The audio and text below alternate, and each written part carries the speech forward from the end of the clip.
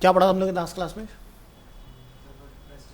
WordPress के अंदर theme मैंने आई थिंक उसकी एक्टिवेट करके दिखा दी थी आपको, बीवी वाली ना? नहीं, अभी तो वो एक्टिवेट हो गई तो पहले उसको कर लेते हैं, फिर स्क्रैच से बनाना स्टार्ट करेंगे। स्क्रैच वाला भी करेंगे, एलिमेंटर से भी करेंगे इस चीज़ को कैसे करते हैं। ऑलराइट, तो आई थिंक हमारा डी ड्राइव में चल रहा है ना? ठीक है, डी ड्राइव पर आते हैं फटाफट। ऑनलाइन स्टूडेंट ऑडियो कंफर्म कीजिएगा, audio is clear. Thank you मानी। चलिए, अंकिश ऑनलाइन है, अमन, सुजल, विवेक तो गायब ही है भाई, पता नहीं कहाँ गए। ध्रुव,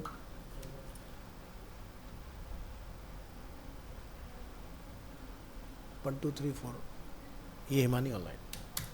5 लोग हो गए ना, 3 2 5, ठीक है। तो डी ड्राइव में आते हैं। डी ड्राइव के अंदर हमारा चल रहा होगा सर्वर के नाम से,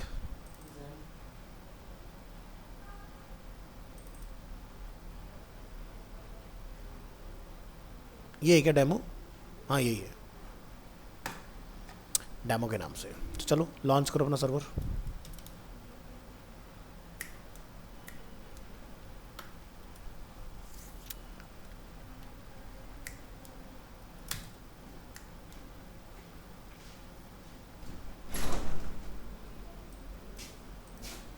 इतना लेट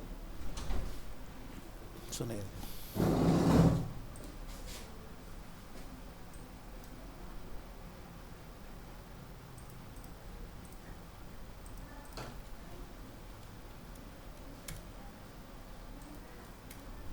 क्या नाम रखा तुमने? डेमो।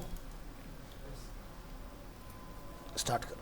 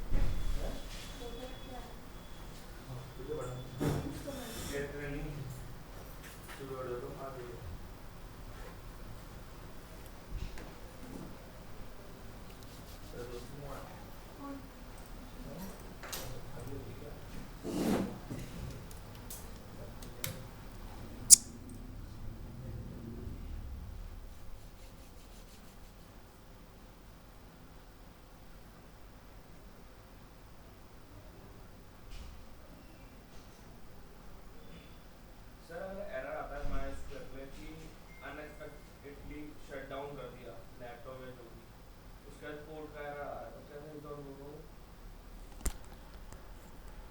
बता, अभी लाए हो? हाँ? अभी है लैपटॉप साथ में? इसके अंकिश को बोलो, इसके ज्वाइन हुआ है मीटिंग? हाँ है ना। इसको बोलो स्क्रीन शेयर करेगा, मैं बोलता हूँ।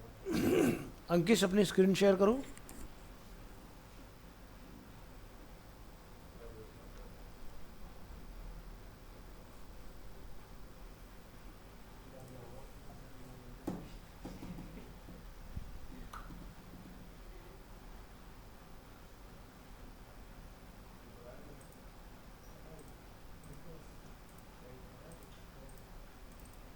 अरे लैपटॉप ऑन है मेरा, लैपटॉप ऑन है। हेलो, यहाँ था हमारा। लैपटॉप ऑन है मेरा, अरीना राम रखा था ना हमने। लैपटॉप ऑन ही नहीं है।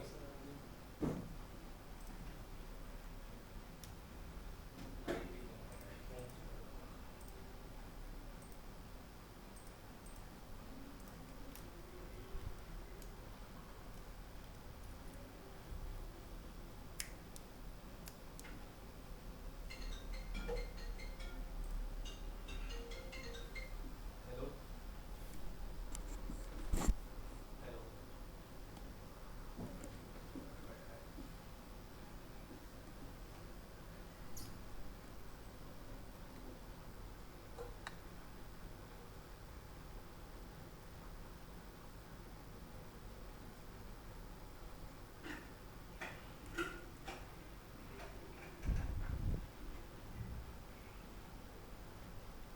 ये मैंने आपको डाल के दिखा देता लोगो वगैरह ना, और पेज में करेक्शंस वगैरह करके दिखाया था। ठीक है,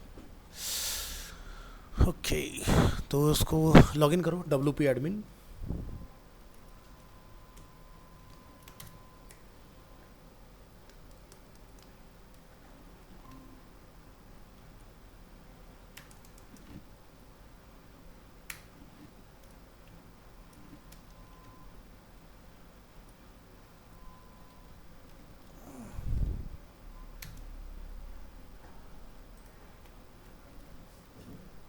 क्या नौटंकी है यार।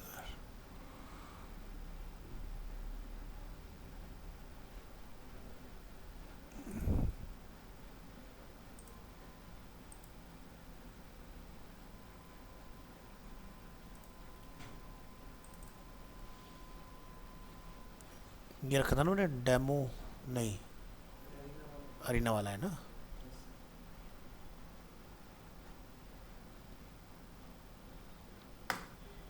ठीक है,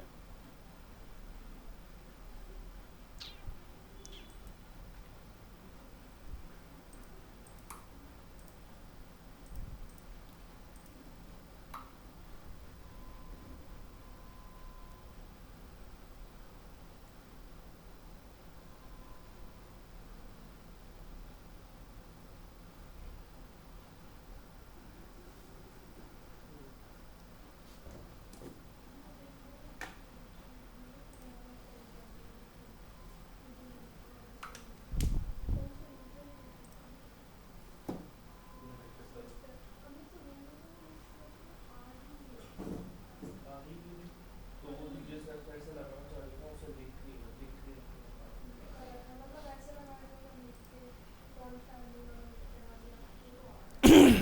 ठीक है।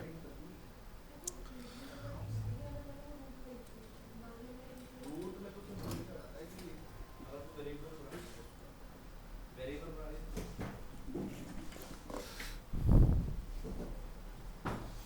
तो बताओ इंस्टॉलेशन कितने लोग हो गए वर्डप्रेस का? सभी का डन? माही नहीं किया? चलो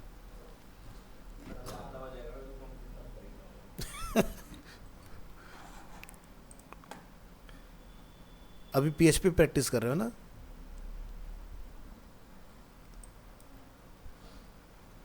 चलिए, सर हाँ बोलो। ये सबसे सेफ में कौन सी वेबसाइट बनानी है? सबसे सेफ कि अगर हम उसमें बना दे तो हाँ। उसमें ज़्यादा सिक्योरिटी ज़्यादा रहे। ऐसी कोई टेक्नोलॉजी नहीं जो सिक्योर हो, ठीक है। देखो पता है क्या है, ये ना एक शॉपिफाई की वेबसाइट होती है तो वो उस पे बनानी पड़ती है, जो शॉपिफाई की वेबसाइट होती है ई-कॉमर्स, हाँ तो सेफ रहती है, उसे कोई हैक नहीं कर सकता। देखो हैकिंग की परिभाषा क्या है कि भाई आपने अगर एंट्री पॉइंट छोड़ दिए किसी के लिए, तो कोई भी आपके किसी भी चीज़ में टेक्नोलॉजी में बनी हो वो वेबसाइट हैक होगी। अब जैसे वर्डप्रेस के केस में वर्डप्रेस को बोलते हैं कि भाई लेस सिक्योर होता है। अब ये एक बहुत बड़ा मिथ है, ठीक है, कि भाई ये लेस सिक्योर है। उसके पीछे का रीज़न क्या है कि अब मान लो कि आपने एक वर्डप्रेस लाइव इंस्टॉल किया किसी सर्वर के ऊपर, और आपने जाके, जनरली हम लोग अपनी आसानी के लिए क्या करते हैं, यूज़र नेम और पासवर्ड एडमिन एडमिन रख के आ जाते हैं। हैकर को 2 मिनट पता चल जाएगा, सबसे पहले जाके ये ट्राई मारता है एडमिन एडमिन, तुक्का लग गया, खुल गया, सबसे पहले जाके अपने आप को सब वो बनाएगा उसके अंदर एडमिन, और तुम्हें डिलीट करेगा, तुम्हारी वेबसाइट गई। तो ऐसा रखना ही क्यों पर हैकर को इससे मिलता क्या है, तो दूसरे लोगों की वेबसाइट भाई? तुम्हारी वेबसाइट उसके पास चलेगी। कल को अगर तुम कहोगे भी अपने होस्टिंग प्रोवाइडर से भी मेरे को मेरी वेबसाइट को रिकवर करा, तो वो कहेगा जी मुझे एक्स अमाउंट पे करो। गलती किसकी? तुम्हारी। तो उसमें कोई तुम्हारे पर, तुम उसके ऊपर केस नहीं कर सकते, कुछ नहीं कर सकते, क्योंकि आपने कमी छोड़ी है ना। तो आपने यहाँ नोटिस किया मैंने पासवर्ड कोई आसान बनाने की कोशिश की यहाँ पर। तो हैकिंग लीगल है? भाई अगर आप अपना घर खुला छोड़ के जा रहे हो और कोई पीछे से ले जा रहा है, और तो एडमिन पकड़ा ही जाता है, लीगल है क्या? देखो 2 तरह के लोग हैं। हैकिंग कभी भी लीगल नहीं होता। अगर आप जाके साइबर क्राइम में वो सारी चीज़ें कर सकते हो, फॉर्मेलिटी जो चाहिए तो करो, फिर वो कहेगा भाई ऐसा कैसे हुआ तुम्हारे साथ, क्या रखा था तुमने, ठीक है, तो तुम बताओगे जी मैंने ये रखा था। तो ऐसे नहीं वैलिड होता। आपने अगर SSL खरीद रखा है, सारी चीज़ें हैं, सब कुछ सिक्योर तरीके से अगर आप चलाओगे तो कोई दिक्कत नहीं होती है किसी भी लैंग्वेज में। नहीं तो कोई भी लैंग्वेज सेफ़ नहीं है अगर आपने इसके अंदर सिक्योर तरीके से काम नहीं किया हुआ है। हैकिंग लीगल नहीं होती, ethical hacking is a legal part. Ethical hacking legal होता है, यानी कि जहाँ पर एथिक्स पे बात होती है, डूज एंड डोंट्स, ये सही है ये गलत है। और साइबर सिक्योरिटी वाले की साइबर सिक्योरिटी का पूरा अपना एक डिपार्टमेंट होता है, उनका यही काम होता है इस तरह की चीज़ों के ऊपर नज़र रखना कि कहाँ पर अनएथिकल चीज़ें हो रही हैं। ठीक है, तो ध्यान रखना कि हैकिंग के अंदर 0.5% लोग पकड़े जाते हैं, नहीं तो नहीं पकड़े जाते, क्योंकि उनका काम ही इतना पैसा कमाते हैं। अभी तुम्हारा देखा नहीं लास्ट ईयर आपका एम्स का पूरा डेटा भी छोड़ा दिया उन्होंने, सारे डॉक्टर्स का डेटा लीक हो गया।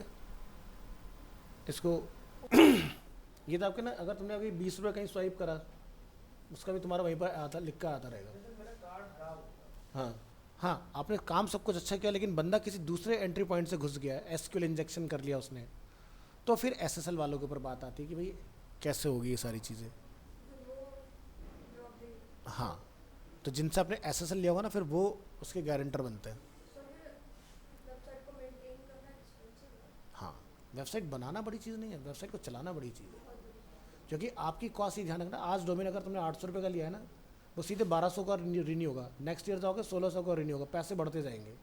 और डोमेन क्या है, आपका एक डिजिटल आइडेंटिटी है और ये सेल होती है। तो कल को मान लो कि आपको किसी और को बेचना हो, तो आप अपने डोमेन को बेच सकते हो। जैसे बहुत सारे कंटेंट क्रिएटर क्या करते हैं, वो ढूंढते हैं उन लोगों को जिनका डोमेन एक्सपायर हो गया, वो फटाफट से जाएंगे उसका डोमेन बुक कर लेंगे। ठीक है, तो जब डोमेन हम खरीदने जाते हैं ना, तो हमें ये भी पता करना ज़रूरी होता है कि कहीं ऐसा तो नहीं कोई बंदा उस डोमेन नेम के ऊपर स्कैम कर चुका है और तुमने उस डोमेन को खरीद के वेबसाइट बना दी, तुम्हारी वेबसाइट कभी रैंक ही नहीं कर रही। क्यों नहीं कर रही? क्योंकि वो डोमेन ब्लैक लिस्ट है गूगल की तरफ से। तो GoDaddy पे जब आप नहीं, वो नहीं बताएगा आपको, ये चेक करना है हु इज़ के अंदर जाके कि डोमेन किसने खरीदा। ठीक है, तो आपको पता चल जाता है। तो हु इज़ क्या है, एक GoDaddy का अपना एक प्लेटफॉर्म है, हु इज़ में जाओ और यहाँ जाके आप किसी भी डोमेन के बारे में पता निकाल सकते हो। यहाँ जाओ, उस डोमेन का नाम लिख दो, जैसे arenaanimationindia.com, हमने यहाँ जाके लिखा और हमने सर्च पर क्लिक कर दिया। तो देखो ये यहाँ पे लिखा गया रजिस्ट्रार कौन है, GoDaddy से खरीदा गया। रजिस्टर कब हुआ था? 2020 में। कब ख़त्म हो रहा है? 2026 में। आप किसी के डोमेन का पता लगा सकते हो। ठीक है, इसका परचेज भी कर सकता है हाँ, उसको। कर सकता है। ठीक है, तो यहाँ पर ये कॉन्टैक्ट डिटेल वगैरह आ रही है, यहाँ पर एडमिनिस्ट्रेटर है, यहाँ पर टेक्निकल वो है इसका, यहाँ पर सारा डेटा इसका आएगा arenaanimationindia.com। यहाँ से ये ईमेल आईडी है जिससे ख़रीदा गया है, और ये इसका डीएनएस है जिस पे डोमेन चल रहा है। तो ऐसे पता लग जाता है डोमेन का। तो किसी भी डोमेन को आप चेक कर सकते हो जाकर। जैसे हम सर्च करें भी फ्लिपकार्ट का डोमेन फॉर एग्जांपल, कॉपी करो, यहाँ जाके डाल दो उसमें, हु इस पे जाओ। कब खरीदेगा पहली बार? 2007 में। कब एक्सपायर हो रहा है इनका डोमेन?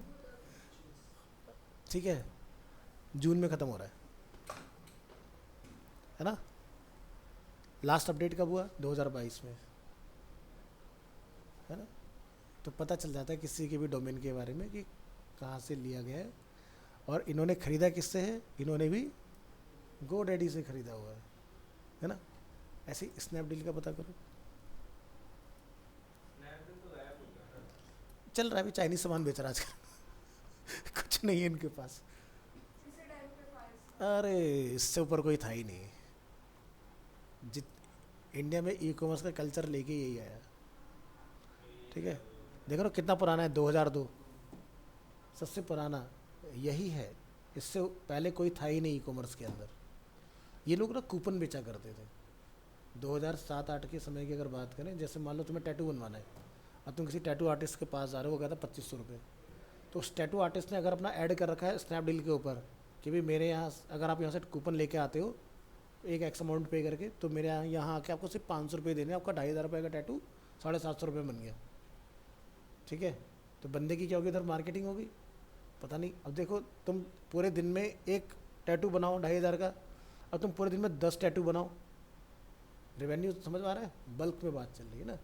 तो इन्होंने 2008 के एंड तक बेचे सिर्फ और सिर्फ डील्स, स्नैपडील इसलिए इसका नाम रखा गया था। बाद में उन्होंने कहा छोड़ो भाई सब सामान बेचेंगे, और ये 2014 तक वैसा एक बादशाह कह सकते हो उन्हें। इनसे ऊपर कोई नहीं था, ये नंबर 1 पे चलते थे। इनका भी डोमेन एक्सपायर हो रहा है 2025 में, तो ऐसे किसी के डोमेन को पता लगा सकते हैं। तो फ्लिपकार्ट तो बहुत बाद में आया, इनका आइडिया बहुत पहले का था। बेसिकली क्या है ना कि देखो, वेस्टर्न में जितने भी बिजनेसेस बनते हैं ना जो सक्सेसफुल हो जाते हैं, वही आइडिया हमारे इधर आके सेल होते हैं। जैसे अभी आप देखोगे ना कि फ्लिपकार्ट नाम रह गया, लेकिन चलता किसके अंडर में, वॉलमार्ट के अंडर में। तो उसी का कंपटीशन में दूसरे के यहाँ पर इंडियन में बना डी मार्ट, नाम सुना है? डी मार्ट भी बहुत तगड़ा हुआ है ब्रांड, ठीक है। वी-मार्ट का मॉल है ना। हाँ, तो इन्होंने चंडीगढ़ वगैरह में जाकर देखो ऐसा एकदम नेक्स्ट लेवल बना रखी है चीज़ें, लेकिन सक्सेसफुल नहीं है उतना ज़्यादा है। वॉलमार्ट तो वर्ल्ड वाइड है। वॉलमार्ट वर्ल्ड वाइड है। सर लेकिन ज़ेप्टो, ब्लिंकिट की 10 मिनट डिलीवरी, इंस्टेंट डिलीवरी, ये तो इंडिया का ही था ना? ये सब भी बाहर के मॉडल है। नहीं, बाहर कहीं भी नहीं है 10 मिनट डिलीवरी। अरे यहाँ तो उन्होंने क्या करा, क्योंकि देखो बाहर इसलिए नहीं कर सकते क्योंकि लैंड एक्विजिशन बहुत एक्सपेंसिव है, ठीक है। वेयर हाउसेस की जब बात आती है ना, अब हमारे यहाँ पर तो क्या है, हमारे यहाँ पर बंदा बैंक में पैसा लेकर प्रॉपर्टी में पहले इन्वेस्ट करता है कि बैंक में भरोसा नहीं, पैसा कब लुट पिट जाए। आजकल तो हालात वैसे बड़े ख़राब चल रहे हैं, जिसके पास 50 लाख रुपए बैंक में होते, बंदे को डर रहता है पैसा पता नहीं किस दिन बंद हो जाए। कहीं इन्वेस्ट करो सही जगह पर, रखने के लिए लोग रख रहे हैं। लेकिन आरबीआई ने ये बोल रखा ना कि मान लो कल को पंजाब नेशनल बैंक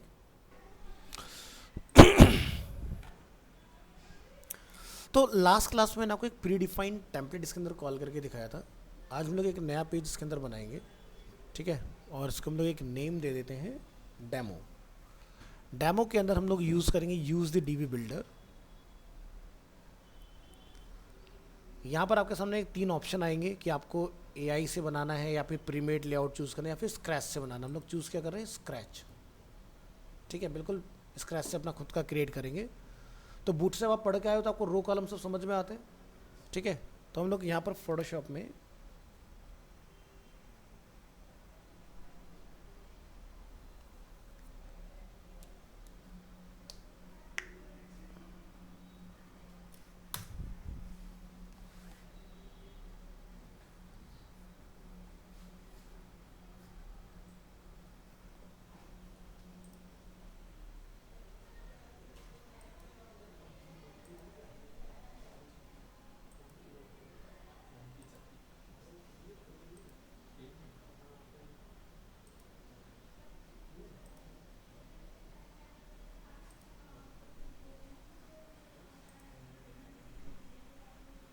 और जैसे एग्जांपल के लिए हम लोग बिल्कुल अपना बेसिक सा टेम्पलेट उठाते हैं, हम लोग इसकी लेआउटिंग पे काम करते हैं पहले, ठीक है। ऐसा हमें कुछ बनाना है।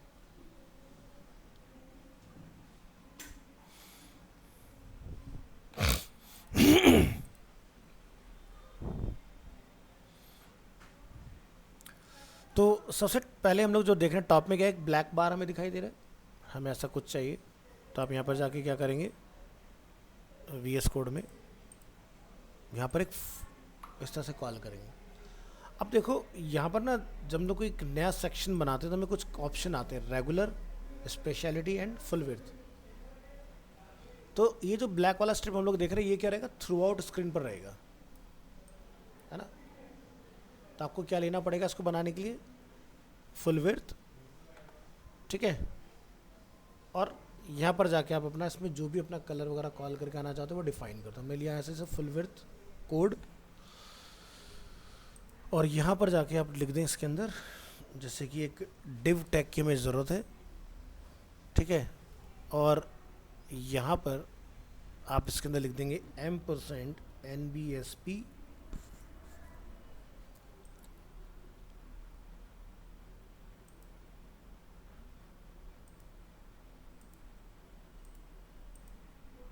विड्थ कितना रहेगा, हाइट आपने कितना रखना है। तो जैसे मैंने यहाँ पर सेट कर दिया 20 पिक्सल, और कलर क्या रहेगा,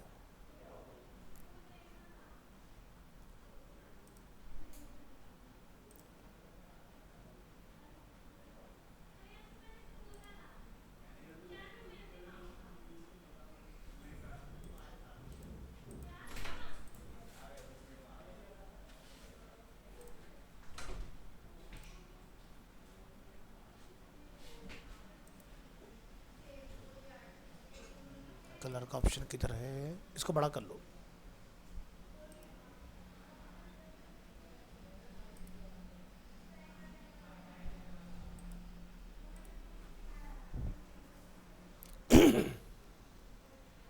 यहाँ लिखेंगे बैकग्राउंड कलर।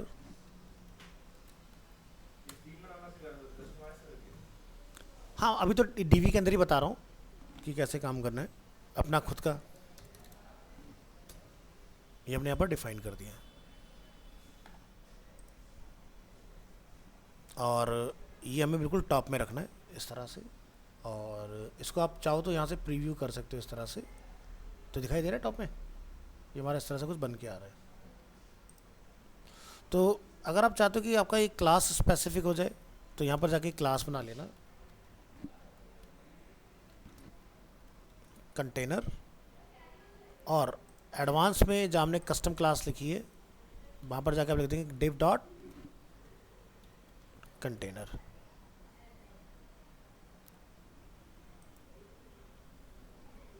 प्रीव्यू पे क्लिक करेंगे तो अब क्या होगा, स्पेसिफिक उस एरिया का आ रहा है, सब में चेंज नहीं हो रहा मेरा कलर। पहले सब में चेंज हो रहा था ना, अब सिर्फ सेलेक्टेड में चेंज आ रहा है।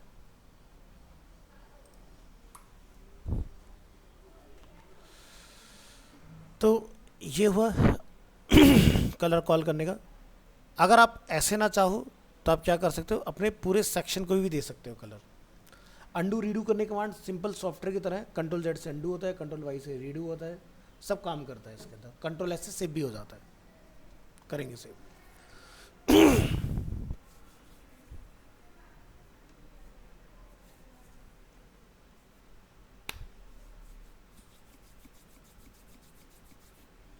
चलिए प्रीव्यू करके देखते हैं। तो यहाँ पर एक डेमो के नाम से हमारा पेज आना चाहिए टॉप में।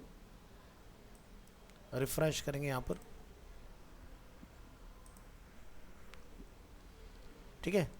तो कुछ हमारा इस तरह का दिखाई दे रहा है यहाँ पर। इधर आओ, कहाँ गया, यहाँ पर चल रहा है। अब एक दूसरा तरीका क्या है कि हम यहाँ जाएं सेटिंग में, दिखाई दे रहा है बैकग्राउंड, ऐड बैकग्राउंड कलर, और यहाँ से जाके ब्लैक कलर चूज़ कर लेना। और डिज़ाइन, स्पेसिंग, पैडिंग, पैडिंग हम यहाँ पर डाल देते हैं टॉप बॉटम होगा ना, ये लेफ्ट राइट। हाँ तो टॉप बॉटम से कितना हो गया, 10 का रखना है।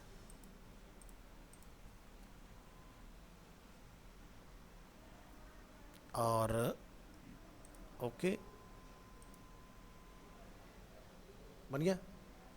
यहाँ से अपडेट और यहाँ पर रीलोड, क्रिएट हुआ टॉप वाला एरिया। नैप बार के ऊपर आपको चाहिए, ये भी नहीं आएगा क्योंकि हमने यहाँ पर इसको बोलना पड़ेगा ब्लैंक लेआउट।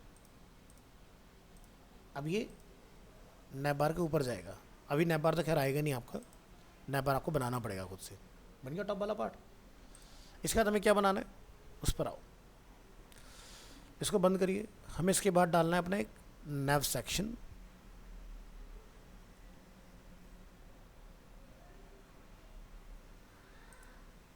तो यहाँ ध्यान दीजिए, आपके पूरे पेज में कौन सा कलर चल रहा है, ये वाला।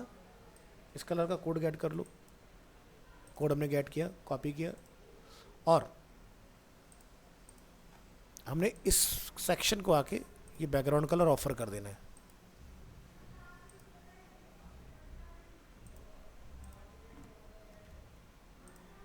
ये हमने कलर डाल दिया। अब आप जितने भी इसके अंदर सेक्शन बनाते जाओगे आपका कलर वही आता रहेगा इसके अंदर। तो ये सेक्शन क्या है, एक तरह से पूरा रो, ठीक है। अब आप यहाँ पर जब क्लिक करोगे तो ये आपका सेक्शन का रो बनता जाएगा। सेक्शन में कितने कॉलम बनाने हैं वो अपने आप यहाँ पर डिफाइन कर लोगे। तो चलिए, हमने जैसे यहाँ पर चूज़ किया, अब इसमें हमें क्या डालना है, मेन्यू। मेन्यू कौन सा डालना है, मेन मेन्यू। लोगो अगर कोई है तो उसकी फोटोग्राफ बता दो।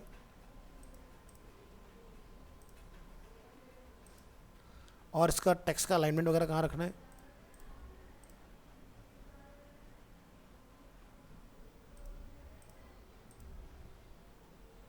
प्रीव्यू पे क्लिक करो, ये आ गया अपना नेविगेशन।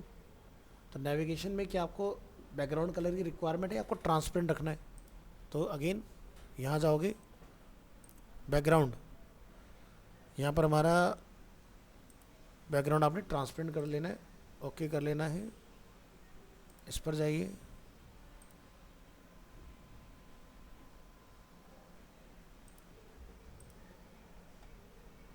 देखो ट्रांसपेरेंट हो गया। लोगो पे क्या फ़ोटोग्राफ लगानी है, तो अभी जैसे हमने एग्जांपल के लिए अरीना को लगाया, हमें इसको कॉल करना है। तो यहाँ से आप इसकी लोकेशन को कॉपी करिएगा। अब जब आप यहाँ से फ़ोटो लगाने जाएंगे ना, तो आपके पास ऑप्शन होगा उस लोकेशन को लोकेट कराने का। तो लोगो पे गए, अपलोड फाइल, लोकेशन को पेस्ट करेंगे, ओपन करेंगे, इमेजेस, हेडर लोगो, आ गया अपना, ओके करिए, कॉल हो गया। इसके अंदर लिंक जो भी आपने बनाते जाओगे वो अपने आप यहाँ पर आते जाएंगे। या फिर अगर आपके पास मल्टीपल पेज नहीं बनाने, अपने जस्ट टेम्पलेटिंग करनी है, उसका भी तरीका बताता हूँ। पहले इतना सेव करो। तो यहाँ पर आपको अपीयरेंस में एक ऑप्शन मिलेगा मेन्यूज़ के नाम से, ये देखो दिखाई दे रहा है मेन्यूज़, यहाँ जाओ। अभी क्या है कि हमें यहाँ पर अपने कस्टम लिंक डालने हैं। जैसे क्या क्या अवेलेबल है, home, about, portfolio, service, blog and contact us. तो होम यहाँ पर है, तो कस्टम लिंक दिखाई दे रहा है, यहाँ पे जाके आप लिख देंगे अबाउट अस,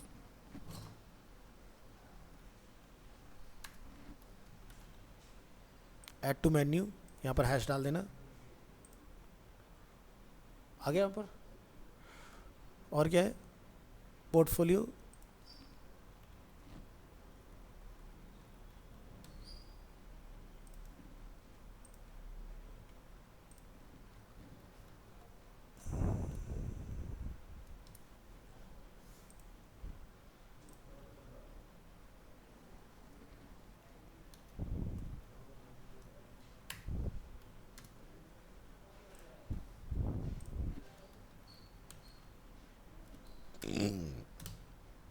और यहाँ से add to menu, save menu. अब जब अपने पेज को यहाँ पर आके रीलोड करेंगे ना, तो आपको अपने सारे ऑप्शन मिल जाएंगे यहाँ पर, आ गया। अब इनकी स्टाइलिंग की अगर बात करोगे, भाई मेरे को तो इसको स्टाइल करना है, तो स्टाइल करने के लिए आपको वापस अपने ऑल पेजेस में आके डेमो पेज के अंदर यहाँ पर इसके एडिट में आएंगे आप, और ये अपना लोगो लग गया इसके अंदर। डिज़ाइन में जाइए, क्या लिखा रहा है, मेन्यू टेक्स्ट। मेन्यू टेक्स्ट पर क्लिक करेंगे तो हमें क्या चाहिए, अपर केस। तो मैं यहाँ से इस तरह से ऑन कर लूँगा इसका प्रीव्यू, ताकि रियल टाइम में आप जो भी चेंजेस करें आपको दिखता जाए इसके अंदर। छोटा कर लेते हैं इसको, डिज़ाइन, मेन्यू टेक्स्ट। तो क्या चाहिए हमें, अपर केस, चेंज हो गया। दूसरा, इसका कलर क्या है, हमने यहाँ से कलर कोड गेट किया, फॉन्ट साइज 12 समथिंग है, तो हम लोग कलर कोड यहाँ से ले लेंगे।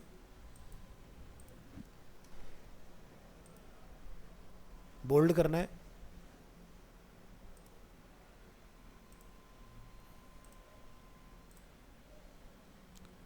कहीं देखो फॉन्ट वेट वगैरह मिल जाए तो।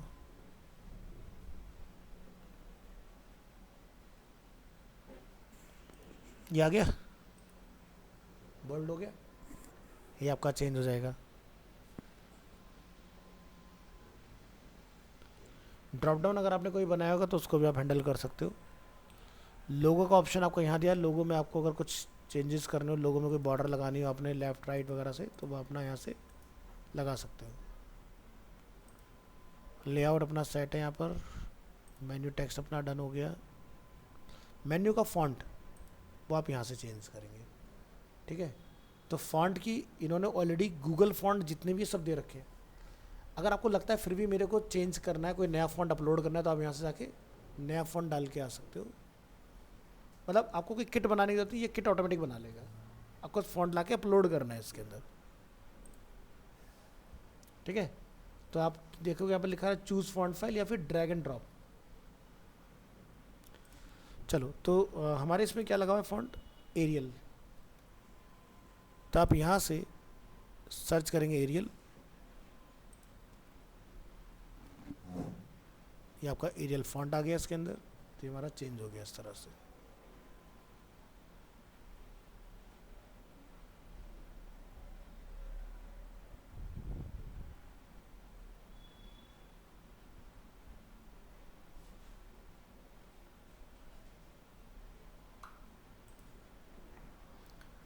अब ये ऊपर नीचे इतना हमें गैप दिखाई दे रहा है, ये देख रहे हो, ये गैप हमें नहीं चाहिए।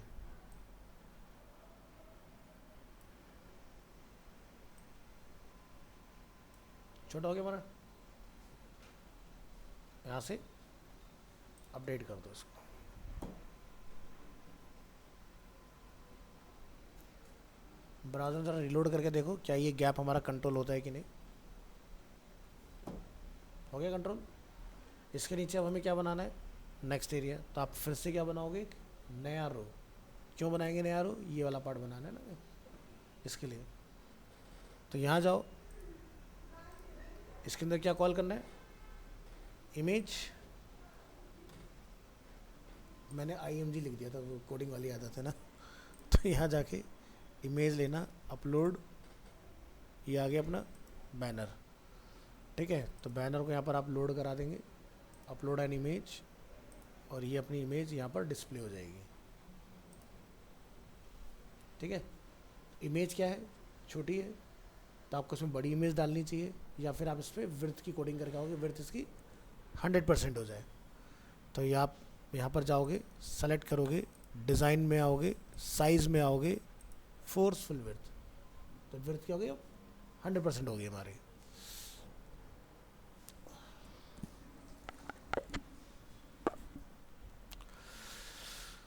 ये डन।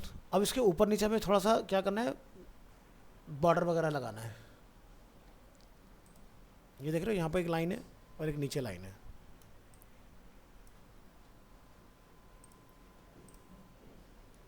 ये बॉर्डर का कोड हमने लिया, वापस ब्राउज़र में आएंगे, तो सेक्शन के ऊपर लगाना है या इमेज के ऊपर लगाना है, हम सेक्शन के ऊपर ट्राई करेंगे। डिज़ाइन, बॉर्डर, बॉर्डर आपने टॉप से लेना है,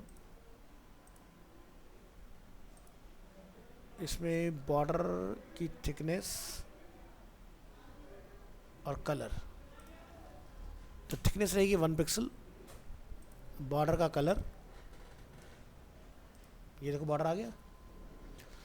अब हमें चारों तरफ से नहीं चाहिए, उसको हैंडल करना है, तो यहाँ पर जाके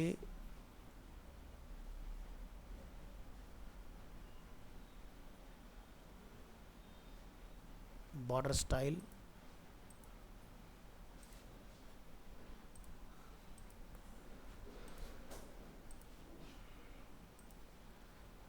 top border 1 pixel, bottom border 1 pixel, right border 0 और लेफ्ट बॉर्डर 0। आपसी बॉर्डर और ऊपर नीचे सबको मिलेगा। ये देखो आपका चेंजेस इसमें इम्प्लीमेंट हो गया इस तरह से।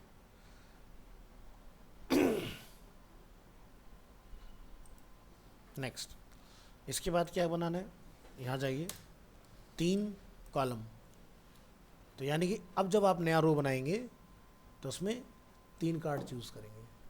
क्या कॉल करना है, हेडिंग, एग्जाम्पल, हेडिंग में क्या लिखना है, about us,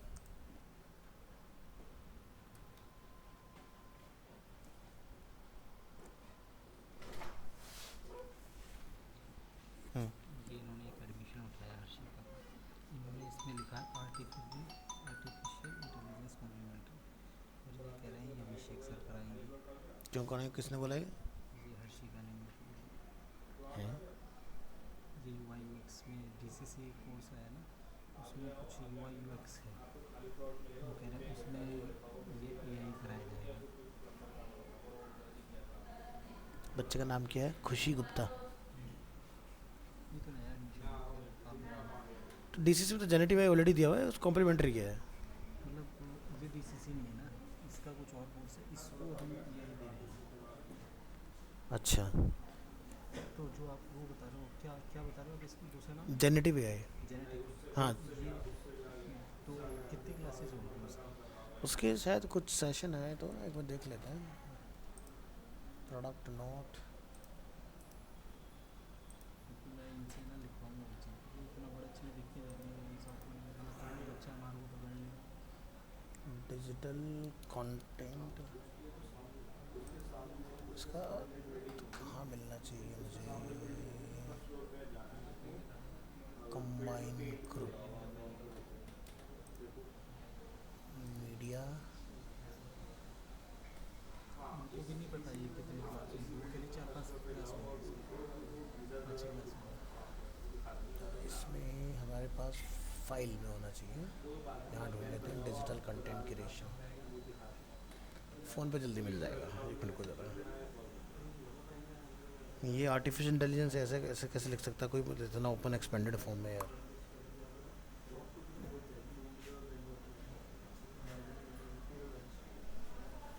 combine group, search,